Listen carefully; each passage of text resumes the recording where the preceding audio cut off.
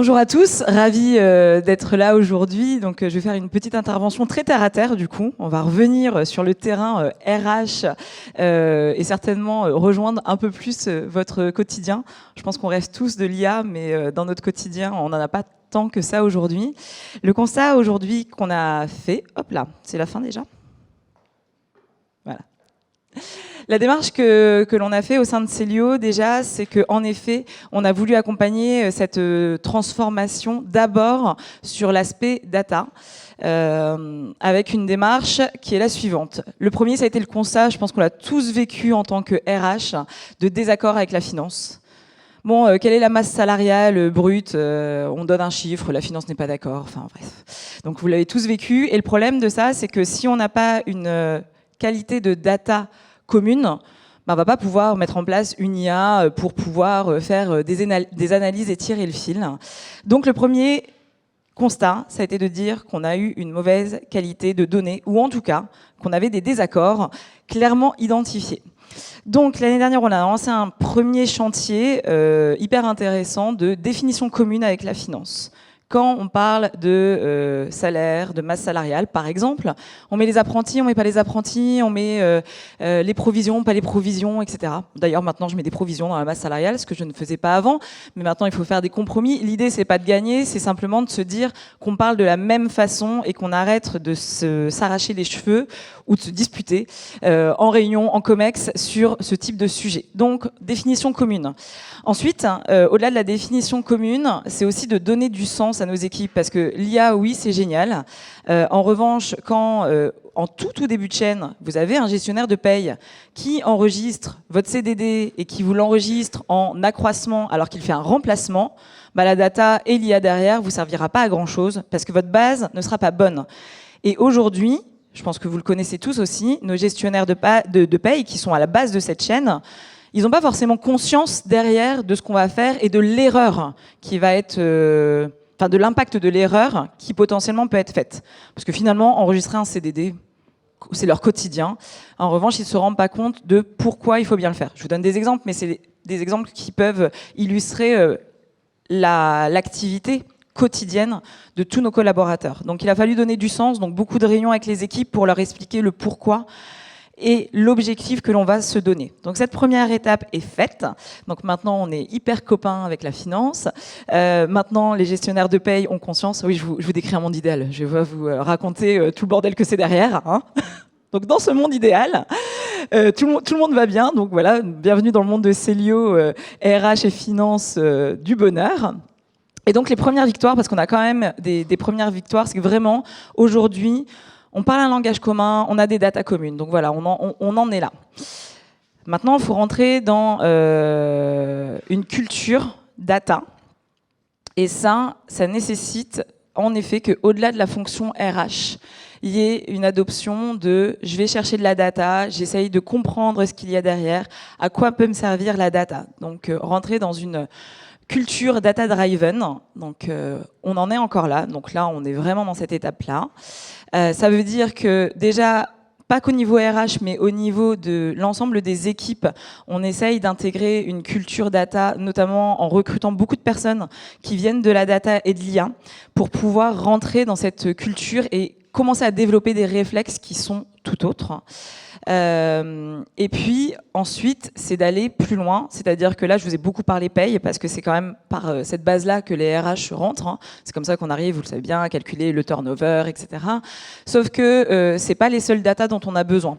Donc là, on commence à mettre de la data beaucoup au niveau de la formation, de la data enregistrée et qualifiée, de la data sur l'humeur de nos collaborateurs, parce qu'en fait, après, l'idée, c'est de faire du cross-data. Donc là, je vous ai mis un petit schéma que les experts de la data chez nous m'ont donné. Donc, si vous revenez sur le slide d'avant, finalement, chez Célio, je suis arrivée, il y avait des data.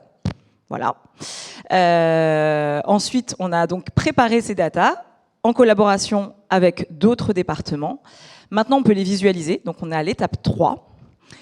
Et on commence à les analyser. Alors, pour faire ces analyses, il faut, comme je vous disais, rentrer dans une culture. Donc, à partir de mai, je mets en place des rituels managériaux. Donc, voilà, je pense que pour rentrer dans une culture de changement, il faut ritualiser. Et tous les 15 jours, je réunis mon équipe avec des intervenants, souvent de la société Célio, sur « Ok, tiens, on va traiter une data aujourd'hui. Par exemple, on va traiter le turnover. Venez avec votre data sur votre périmètre. Donc, si je suis HRBP de la zone sud, je vais venir avec ma data. Et si je suis HRBP du siège, je viendrai avec ma data. Et l'idée, c'est de dire, maintenant que tu as cette data, est-ce que tu l'as comprise? Et derrière, qu'est-ce que tu vas en faire? Qu'est-ce que tu aurais besoin comme data en plus pour pouvoir l'analyser? Parce qu'une fois que vous le savez bien, une fois que vous avez un turnover, c'est bien, mais après, on est dans l'intuitif. Oui, c'est parce que tu sais, je pense que le manager, il est pas bon. Oui, tu sais, c'est la grande démission. De toute façon, on est comme les autres, etc., etc. L'IA, et c'est là que l'IA va pouvoir nous aider, c'est qu'une fois qu'on aura cette data et qu'on saura ce qu'on veut en faire, on va pouvoir faire, alors on n'en est pas là, un data storytelling avec nos équipes, pour le coup, data et IA, donc côté informatique et digital, parce qu'elles vont pouvoir nous créer des modèles par rapport à notre besoin. Donc, on est dans cette phase-là, que je vous encourage à faire, parce que je pense que le monde de l'IA est passionnant, on voit beaucoup de choses, donc il y a plein de sociétés qui nous démarchent, je pense qu'il y en a peut-être ici, et c'est pas du tout contre vous, mais je pense qu'il faut aussi qu'on soit maître de ça, et d'être démarché par des sociétés, c'est très bien, et heureusement, elles avancent beaucoup plus vite que nous, et elles nous apportent beaucoup de choses, mais je pense que vraiment, en interne, il faut qu'on se pose la question de quel est notre besoin. Moi, à chaque fois que je suis dans ce type de conférence, ça me fait toujours rêver. Enfin, c'est sûr que quand on voit la présentation d'avant, on se dit « Waouh, c'est génial ce qu'on peut faire avec la data ». Donc ça fait rêver, on sort de la journée, on se dit « Ah, c'était une journée très riche ». Puis finalement, dans notre quotidien, on revient et puis on se dit « Ok, bon, en fait, je dois recruter, je dois comprendre pourquoi les gens sont partis ». Enfin, on revient au basique. Et on n'a pas le pont entre ces sociétés qui avancent très très vite au niveau de l'IA et puis nous, notre quotidien. Et moi, je pense que notre quotidien, il doit venir de nous et de notre besoin. Et c'est comme ça que quand on viendra être démarché par d'autres sociétés, on se dira, ok, au-delà du rêve et de... Parce que ça met des paillettes dans les yeux, au-delà des paillettes, en réalité, je réponds aux réels besoins de mon entreprise. Donc voilà pour l'expérience humble de Célio. Je pense que je vous ai pas appris grand-chose, mais c'était pour vous raconter un peu de choses qui sont en cours. Donc, comme je vous disais, le projet 2025, après, c'est de pouvoir enregistrer de la prédiction et c'est de se dire, alors là, je vous ai mis une data, mais la réalité, c'est qu'elle n'est pas encore dans la prédiction, c'est de l'intuitif et c'est 2-3 trucs que j'ai regardés, mais on n'a pas encore créé de modèle pour pouvoir faire du prédictif, mais c'est le projet 2025. C'est de se dire, on regarde le siège, il y a beaucoup de turnover, mais en réalité, il y a une forte proportion de femmes de moins de 30 ans qui ont 3 ans d'ancienneté qui partent. Ça veut dire que en premier niveau, ça on va le faire dès cette année, on va mettre en place un plan d'action spécifique pour ces personnes-là. Et puis aussi, dans nos recrutements, il faudra qu'on soit prudent. Si on prend une personne et qu'on se dit, bon, elle peut rester 3 ans, elle part, bon, tant mieux. Vous allez me dire, 3 ans, c'est vachement bien, vu le turnover qu'on a en ce moment. Mais parfois, on a aussi des talents, et ces talents-là, on a envie de les garder. Donc, ça veut dire que pour ces personnes-là, on doit mener des actions.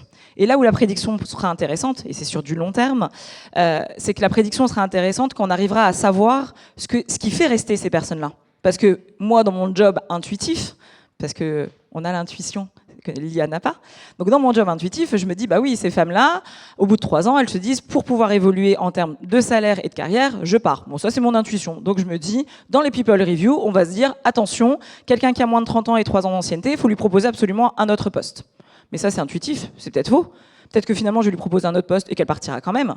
Et ça, c'est la prédiction qui va nous permettre d'aboutir à des conclusions. Donc je reviendrai dans 5 ans vous raconter ce qu'on a fait avec ces femmes de moins de 30 ans et avec toutes les autres populations que l'on doit traiter. Parce que mine de rien, et là je suis complètement d'accord avec vous, moi je suis très fan de l'IA, mais je trouve que notre métier a beaucoup beaucoup d'avenir. Donc je pense qu'on durera au-delà de l'IA au niveau RH. Donc nous, on n'aura pas le bullshit job ni le nothing job, je pense, parce que notre intelligence situationnelle et notre intelligence d'intuition nous permettra de rester encore longtemps dans l'entreprise. Voilà, je pense que s'il y a un poste qui restera à la fin, ce sera les RH. Voilà, merci à vous.